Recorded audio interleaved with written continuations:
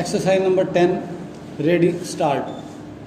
In a country as large as India, with its social diversities and with a growing population, the problems of reconstruction are bound to be colossal, and the needs in the spread of education, growing of sufficient food, provision of housing or other basic amenities to the people are continuous and ever increasing stock.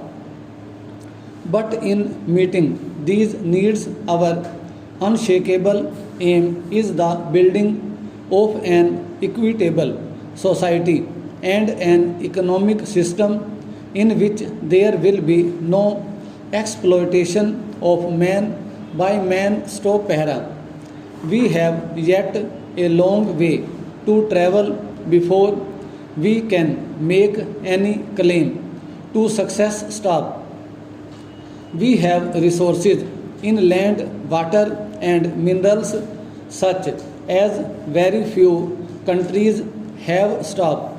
Even making allowance for the vagaries of the weather, the country is capable of achieving self-sufficiency in regard to the basic requirements of our people. Stop. An integrated service-oriented program is an essential precondition for this. Full stop.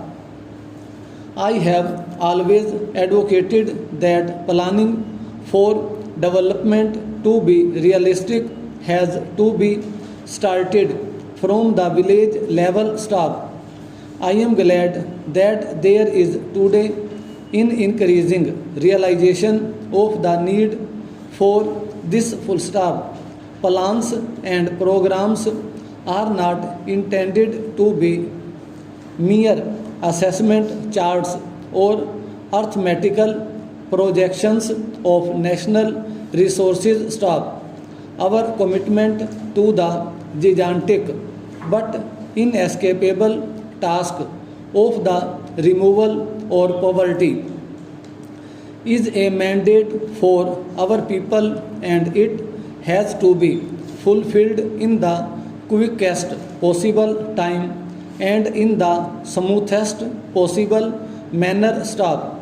The task must be tackled on a war footing, and this calls for collective effort and collective wisdom on the part of every group and every individual in the country. Stop paragraph. The resources of the country, whether at the disposal of the states or at the disposal of the union, are the common assets of the nation. Stop.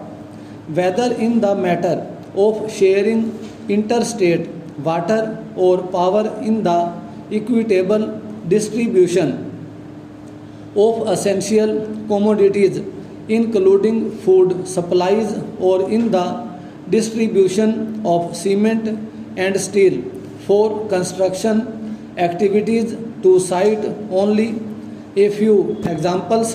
The guiding principle should be that we do the maximum good to our people as a whole. Full stop.